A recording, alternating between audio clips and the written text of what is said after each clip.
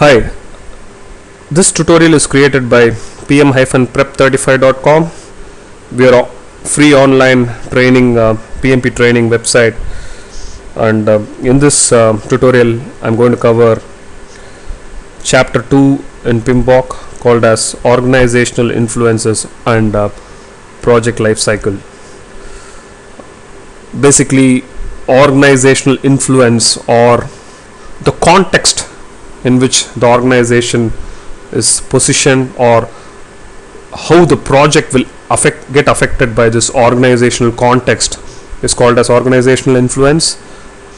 And project life cycle is nothing but what are the phases the project can have, and what can be the relationship between these phases is what gets covered in this particular chapter. So let's get started with organizational structures. The influence of the organization, its structure and culture have an effect on a project. These factors are called as enterprise environmental factors. When you look at PMBOK,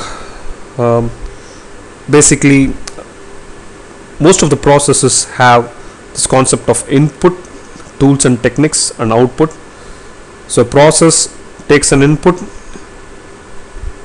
enhances or creates an output out of the input using some tools and technique. So that's how each of the process is looked at from PMBOK point of view. So out of these inputs, there is a very important input called enterprise environmental factors. The enterprise environmental factors is, as the name goes, it's the context in which the enterprise is positioned, or in other words, what are the factors that can affect the enterprise or the external or internal environment.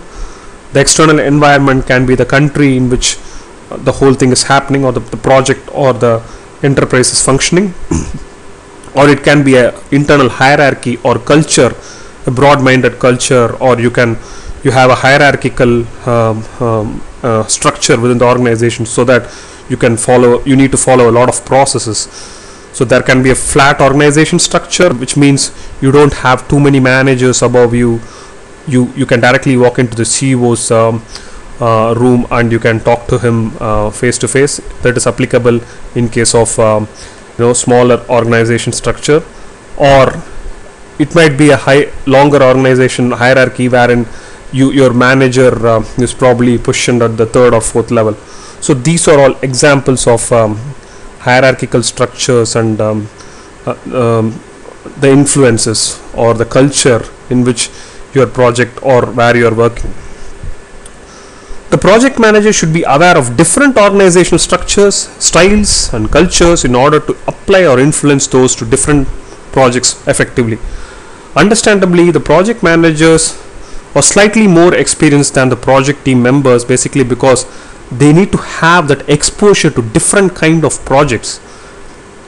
Most of the managers would have worked in a process oriented environment, or there will be these managers who have worked in different kinds of companies. Some might have worked from a startup company, they might have worked in a process oriented company. So this variety of experience is what counts to become a project manager, because you need to be a bit broad minded. Apart from people handling, you need to have influencing skills so that you can handle problems. So that comes only when you have worked in different environments. You have an understanding of different organization dynamics, how to deal with people, how to communicate with them. So these all gets covered when you work in different organization structures, where you get to meet people from different cultures, different backgrounds. So that's what gets covered. The project manager should be aware of different organizational structures. He should be aware, should be aware of different organizational structures, styles and cultures in order to apply or influence those to different projects effectively. Now, how is apply different from influence? Apply is, what to use where. Influence is when you have a problem, how you can push what you need, how you can get things done. That's what is influence all about. So a project manager should have both of these capabilities. So now let's look at some of the organization structures. Basically, you can have different kind of different kinds of organizational structures. You might have worked in different kinds of organizational structures, but what are different structures available in case of PMBOK? There are two ends to this organization structure. One end is called as, one end of the structure you have functional organization. Okay, to the other end you have projectized organization. In case of functional organization, it is hierarchical. You have people working in different lines of operation. There might be a manufacturing department, there might be a finance department, there might be a HR department. So there are clear hierarchical definitions. Then there is projectized organization, which is completely project based. Not much importance is given to hierarchy out here. People get together for the sake of a project. Once the project gets over, they get dissolved, they join different projects. So here it's something like the project is the driving force. In case of functional organization, the functional capability, which might be HR people grouping together, manufacturing people grouping together. So it's the functional capability or the functional expertise that has to say in case of functional organization. But in projectized organization, it's a specific project that's the top of the ladder. So between these two, the functional and the projectized organization, you have something called as matrix organization. The matrix organization is a mix of functional and projectized organization. Again, within matrix you have three flavors. You have weak matrix, you have balanced matrix, then you have strong matrix. Now let's get going with the role of project manager in each of these organization structures. In the functional organization, the functional manager mostly plays the role of project manager. Even if there is a project manager, he is weaker.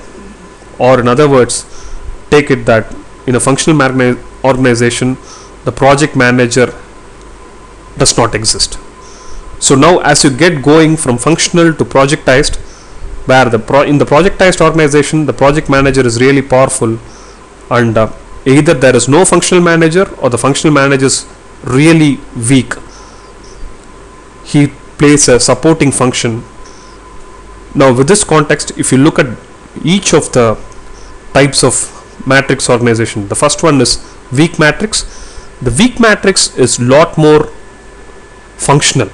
It has more flavors of the functional organization, but here the project manager is called as project expediter. It's called as project expediter. Then the next one is balanced matrix.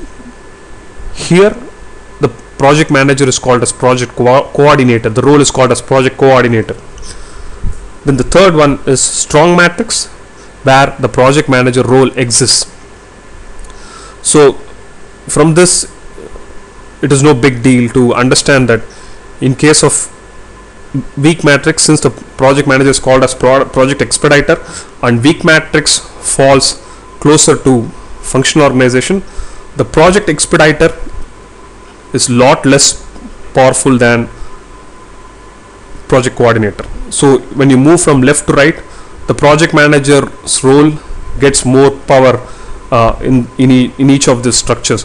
So in the functional organization, the project manager does not exist, or he does not have any power. In project expediter, or in case of weak matrix, the project expediter has some power, but he is not as powerful as the functional manager. Mostly he does what his functional manager asks to do. Then comes the project coordinator, which is part of the balanced matrix organization. Here the project coordinator can take some decisions, but he is not still as powerful as a project manager in a projectized organization. Then comes the project manager in a strong matrix organization. He doesn't enjoy all the great things of a project-based organization, but he's part of a strong matrix organization where probably he's acting as a consultant, but he plays the role of a project manager for a particular project. And then comes the project manager in a pure projectized organization where there is no hierarchy or structure, and he and his team join just for the sake of the project. So project coordinators powerful than project expediters with relevance to decision making, but both of them report to a functional manager. So when we move from left to right, so the leftmost is functional manager, or in other words, if you take a project manager, he gains more power. So in that order, if you look at project expediter, he is less powerful compared to the project coordinator, and obviously the project manager is most powerful when it comes to the project based organization. These powers, roles and responsibility about project expediter, project coordinator are a common question in the PMP exam. So that's where you need to understand what is the role of a project expediter and what is the role of a project coordinator, how powerful, who's powerful than who. Balanced matrix organizations. So now a quick recap.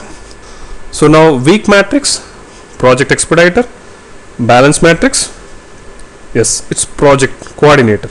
The role of project manager is called as project coordinator in case of balanced matrix. Okay, so balanced matrix organizations have a project manager designation, but the PM reports to a functional manager, and most importantly, the project manager in case of balanced matrix organization is called as project coordinator. Strong matrix organizations have a separate hierarchy for project management, but the managers use members from functional team. Yeah, so it's more like a horizontal vertical kind of thing, where the manager comes from one vertical, he picks up people from different verticals and does the project. The project manager is still powerful in the context of the project, but the team doesn't belong to him. It has most of the strong matrix organization has lot of flavors of the projectized organization, but still it's not a pure project based organization. Projectized organizations either do not have functional departments, or functional departments play support roles. It's a typical software organization where HR and finance, they play support roles to different projects. Or you can have accounts where there is one person deployed for finance or HR for that account, but the whole whole team works on different projects. Managers and teams are allocated for separate projects. So people might be picked up from bench, and they would join for each of the projects within that particular business unit. A composite organization has both the characteristics of projectized and functional organization. So this has the composite organization has a project management hierarchy. It treats PMO or the project managers as a separate line. So that's where it has both the characteristics of projectized and functional organization. So let's quickly look at the project manager's authority. In case of functional organization, it is little or none. Weak matrix, it is low. In weak matrix, the project manager's role is called as project expediter. Balanced matrix, low to moderate. So we are talking about project manager's authority here. It's low to moderate in case of balanced matrix. In strong matrix, it's moderate to high. In projectized, it is high to almost total in case of projectized organization. So resource availability in case of functional organization, little or none, because we are talking from the project context. So we are not in a functional organization. The functional departments have their own work to do. So the resource availability for a project is little or none. In case of weak matrix, because it falls closer to the functional organization characteristics, there is low. Then balanced matrix, it's low to moderate, and strong matrix, moderate to high, and high to almost total in case of projectized. So when you say resource availability, we are talking about project resource availability. What is the availability of a specific resource for a particular project? So that's the context. So that's why in functional it is little or none, because functional organization, they have their own work to do, which might be anything like consulting or something like that. Who manages the project budget in case of functional organization, it's the functional manager, because the functional manager acts as the project manager, which comes once in a while. And the functional manager is again he manages the budget in case of weak matrix. Although there is a project expediter, the functional manager manages the budget in case of the weak matrix. In balanced matrix, it's mixed, wherein the functional manager and the project manager or the project coordinator can be involved in managing the budget. In case of strong matrix, it's the project manager who manages the budget. In case of projectized organization, it's again the project manager who manages the budget. So project manager's role in case of functional is part-time or non-existent. In case of weak matrix, project manager's role is part-time. In case of balanced matrix, the project manager's role is full-time. In case of strong matrix, the project manager's role is full-time again. On projectized node, it's full-time. So this table is really important in case of understanding the power of and roles of different managers, like the functional manager, project expediter, and project coordinator, and then the project manager. So let's move on to the next section, which is project life cycles. Projects pass through different phase to closure. So depending on your application area, your project might have different life cycle. A software development project will have requirement analysis, design. Again, in design you might have high level design, low level design, then you have development, then you have testing, and then you have deployment. But in a construction industry it might be totally different, wherein you might have something like planning and design phase. You might have conceptual planning, like how it's shown here. You might have a conceptual planning, design and engineering, procurement and construction, and then you have the construction phase, and then obviously the operational life cycle, wherein the project becomes operational or people start living, and you have a separate team which takes care of day-to-day operation. So for a construction industry, project life cycle might be totally different from what is available in a software project. So with this context, projects pass through different phases to closure. So every project has its own phase, like requirement gathering is one of the phase, then you have design, development, and all that. So the phases determined as part of the project lifecycle provide better ways to track the project progress and can vary based on the application area and level of control needed. So it's up to the project manager or the organization as such to tailor the phases. They might add one phase extra depending on the level of control they need, and to see how things can be done better in a better way. There are two types of project life cycles. One is called as predictive, the next one is called as adaptive. In case of predictive life cycles, product scope is known right in the beginning and changes are carefully managed all through the life cycle.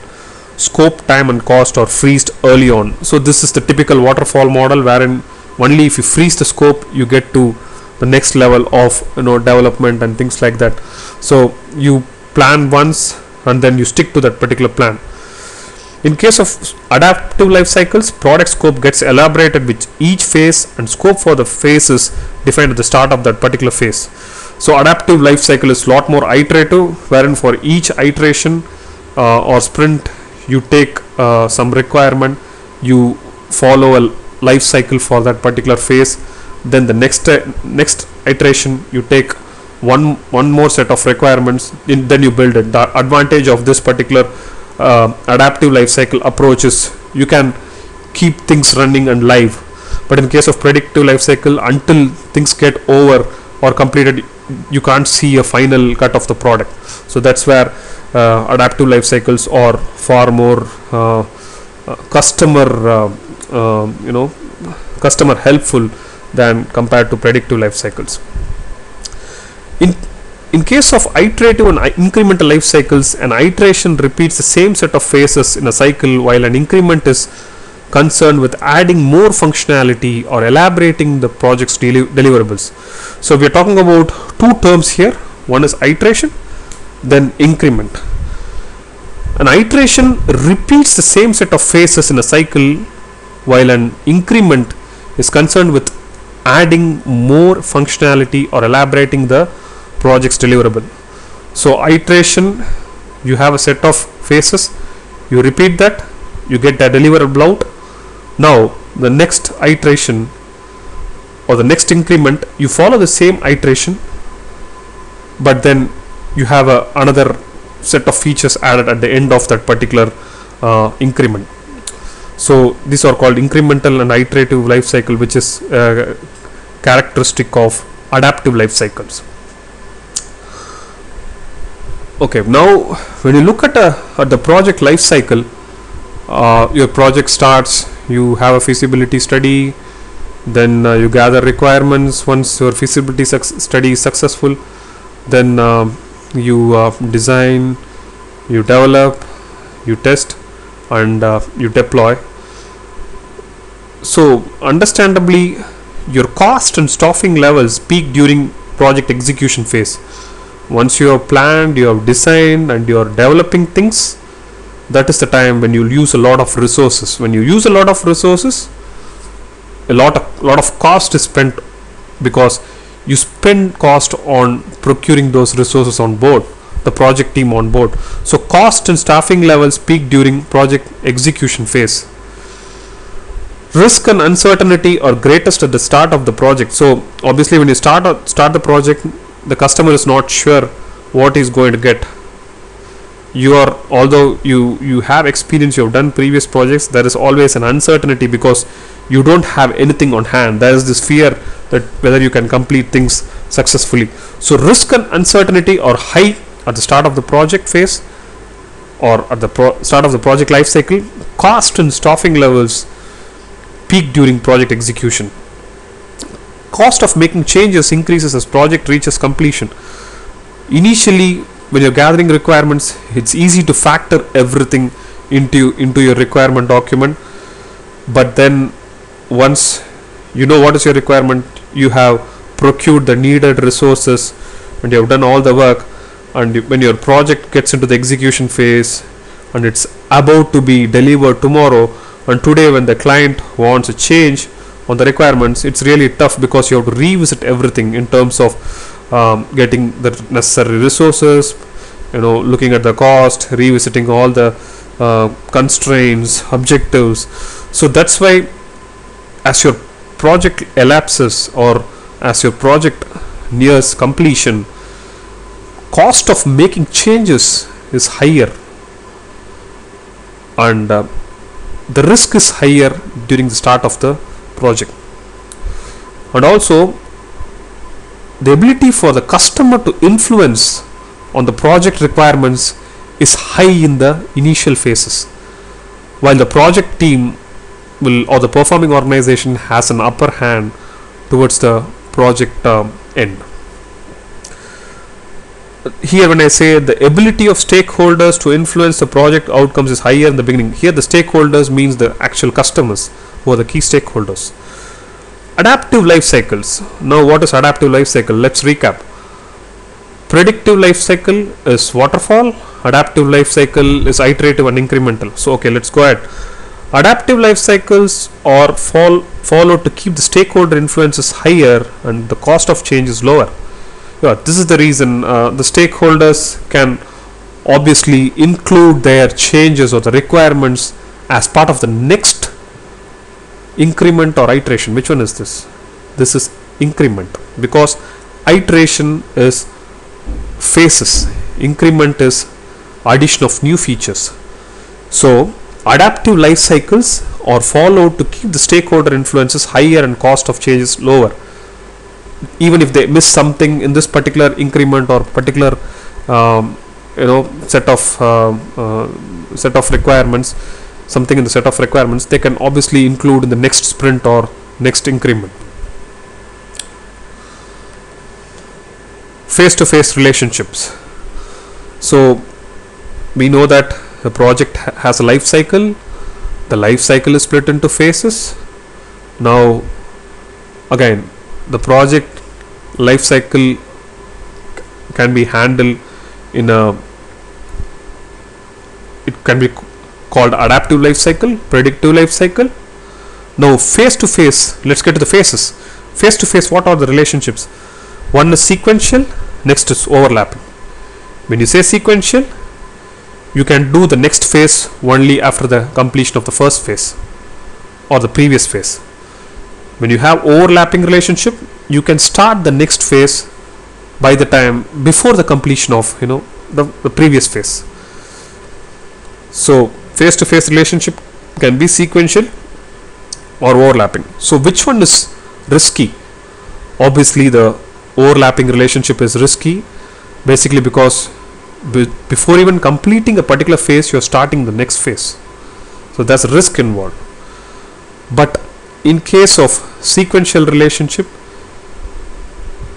schedule cannot be compressed in terms of you cannot speed up the process, understandably. But in overlapping relationship, although there is risk, you can compress. If you have planned things properly, you can compress the schedule and you can get things on track. So when you look at schedule compression, there are these terminologies called as, or approaches called as, crashing and fast tracking. So when you can add more resources, it's called as crashing. But when you can do two phases parallelly, it's called as fast tracking. Okay, so fast tracking can be used. Now when we are talking about overlapping relationship, we are talking about starting a next phase before the first phase completes. So this is a typical example of fast tracking. So fast tracking is possible in overlapping relationship. Now there is this common question that I have seen: what is the other way of naming milestone? There are different names for milestone. It's called as stage gate, phase gate, kill point. So every phase end is given this. Every phase end has a milestone most of the time. So this can be otherwise called as stage gate, phase gate, kill point. So it's good to remember these words: stage gate, phase gate, milestone, kill point. So these are all other words for phase end. So let's get through this last, match the following. So adaptive life cycle or fully plan driven. Why? Because only when the plan is ready, you start doing your execution. Predictive life cycles or fast tracking. That's the answer. Predictive life cycles. Okay, let's I think that's not correct. Which one is right? Correct. Let's clear off the easier ones. Stage gate, phase exit, work execution, higher staffing level. Yeah. Agile method stands for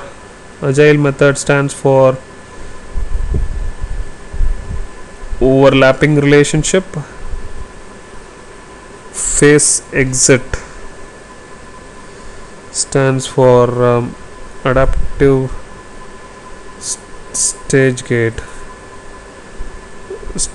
Work execution stands for higher staffing level. Stage gate, phase exit. Sequential relationship is fully plan driven. Overlapping relationship is fast tracking. Predictive life cycle is predictive life cycle is fully plan driven. So adaptive life cycle is agile method. Let's look at the options. Fully plan driven, fast tracking, sequential, lower risk, stage gate. Yes. So that's the end of this particular chapter. Go through the PMBOK and attempt the chapter test. Thank you. Bye.